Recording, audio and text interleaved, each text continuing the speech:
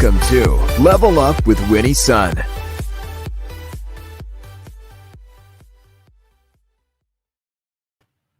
Well, hello, and thank you so much for tuning in today. Welcome back. Happy Wednesday to you. How you doing? It's a busy week, I know. Thank you so much for those of you who joined us on our tweet chat earlier today, too. It was a great discussion. If you're joining us on the replay, a big hello to you. Thank you so much for tuning in. It's wonderful to have you with us.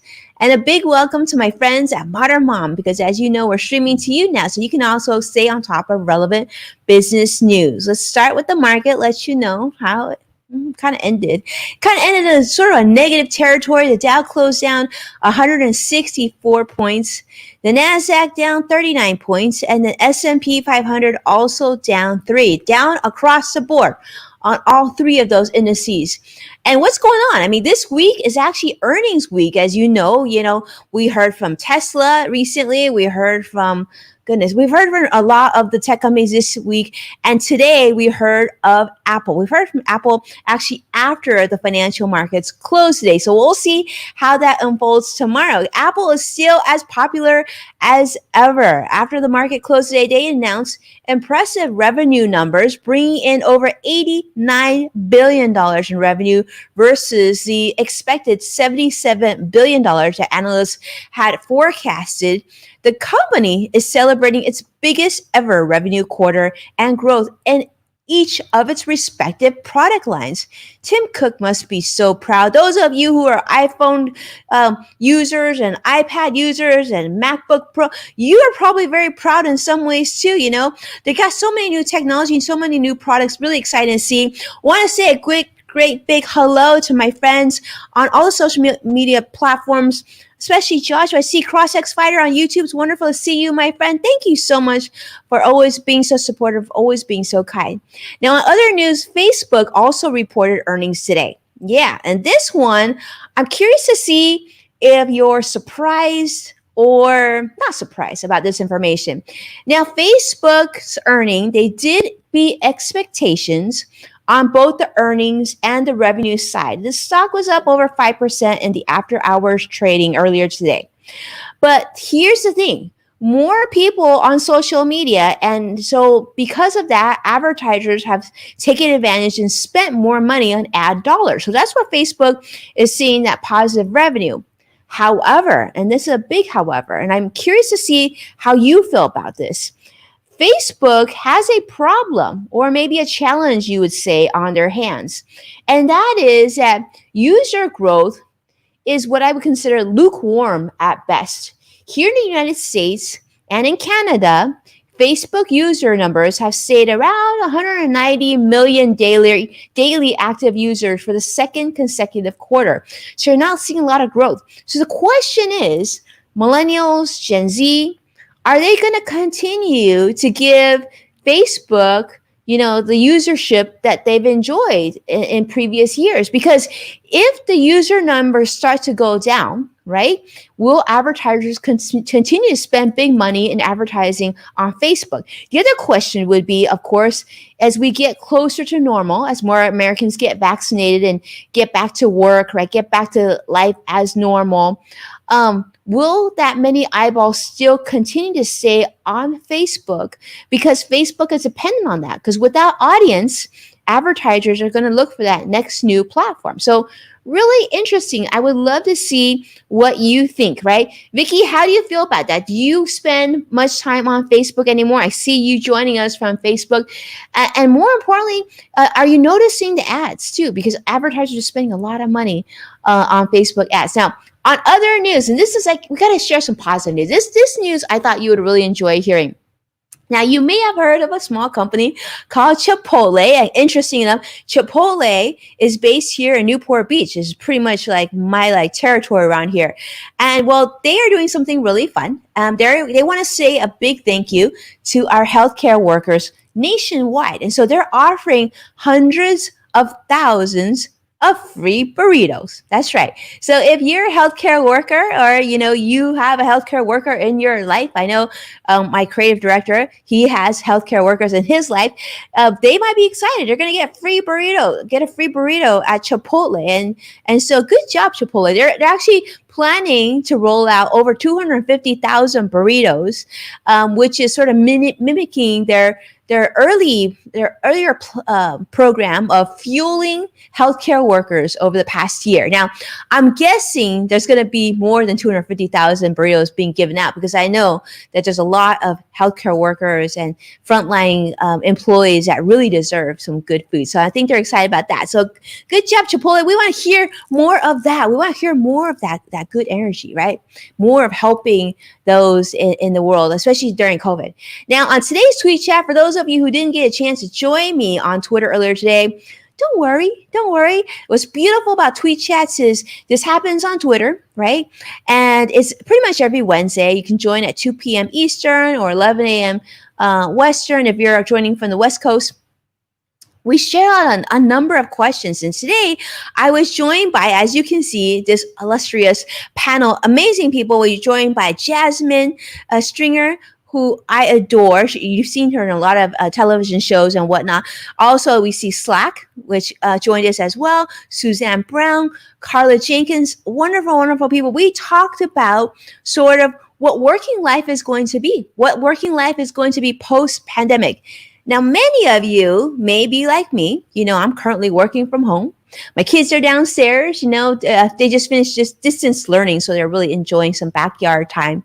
And then we have, people who have obviously gone back to work as well. But a lot of industries, a lot of companies are really debating on whether or not they go back into the traditional place of work. Like, are you going to be going back to your old office space, right, in front of your computer, working those long hours? Or are you going to transition now that you've worked from home for over a year? Maybe there's things that you appreciate and you've enjoyed from that. I will share with you a discussion that I had with my husband yesterday. I started off really early in the morning with my friends at Adobe Summit. Normally, Adobe Summit would be held in Las Vegas. So I had to fly to Las Vegas for that. And then I quickly transitioned to filming that working on a project with CNBC, which would have been in New York, right? And then I finished off with another engagement I had with LinkedIn Learning, which LinkedIn Learning project would probably be in the Santa Barbara area here in Southern California. So I told my husband this. He's like, wow. So normally this would have been one of your big travel weeks. You would have been all over the country. And I was like, exactly. But I was able to commit to everything on the same day because I was working from home, right? But I could have done that if I was working at the office too. But I imagine if I was working back at the office, a lot of things would have started to open back up. And so, we would be back to how like was before. And it's interesting because I had a conversation on Twitter Spaces before today's live stream as well, having a discussion of what does work look like to you? So I would challenge you and ask you the same thing. How do you feel about that? Are you excited to go back into the office? I did talk to my reporter friend who I spend every Monday with, pretty much with at Fox Business, Mike Meback, and he was so excited. He just went back into the studio a couple weeks ago, and he said, I love it, Winnie. I'm going back 30 minutes earlier. I'm getting a chance to get in work. He's like, working from home was just too difficult, which makes sense because he's an on-air reporter. So having to manage the lights and the camera and everything else that he has to do, it's just easier for him to drive in the studio, get his work done, and get home, right? So every situation is a little different. But I thought it was interesting because in the financial industry, which is where I'm at, by and large, I'm seeing article after report that they want everybody to go back into the office, back to the same grind, back to the same hours full time. In fact, they're saying that this is more conducive for their type of work, more conducive for training and everything else. But I wonder how their employees feel about that, because I will say that I've talked to my employees and I don't think they want to get back to normal. In fact, I don't know that I want to go completely back to how things were, right? Maybe it'll be a hybrid approach. So I'm curious to see how you feel about that. That's actually the discussion we had on our earlier tweet chat today. So if you would like to join in that conversation, we would love to hear your input. Just jump on Twitter, do a quick hashtag search for hashtag Winnie Sun. And you can see we actually shared, I think, 12 or 13 questions. A lot of people from across the globe answer those questions. We'd like to see your answers to those answers as well. So you can answer those questions. You can comment on some of those answers as well. You see, that's actually how it looks. It goes really, really fast. So if you haven't joined us live, definitely at some point would love to invite you to join us live. You can join from wherever you are. In fact, Lori, who's part of our tweet chat community, I believe she was joining us from her beautiful backyard because it's really sunny and pretty today. So she was enjoying some sunshine while she was tweeting us. As long as you have Wi-Fi, you can make it work. So that would be, I wanted to put that on your radar. Now, on other matters, I think you're going to really enjoy this. This is actually kind of funny, but the IRS, my friends, the Internal Revenue Service, if you've heard me talk about this, they're a great follow on social media. Actually, they do share some really interesting, relevant, and very user-friendly information. But recently, the IRS made kind of a whoopsie on some of the publications that they put out, and on one of the publications that they put out. The IRS made the mistake on the inherited IRA rule. So what happened, Well, here's some good news. You can rest assured that the IRS did make mistakes, so it's in your favor. But in their publication, 590B as in boy, they said that, which is used for your 2020 tax returns, the IRS used on examples on their page 11 and 12 that suggested that beneficiaries who inherited an IRA would be required to make minimum distributions every single year, each year. However, this is wrong because the Secure Act passed in December of 2019 completely changed the way that beneficiaries are allowed to withdraw from the inherited IRAs.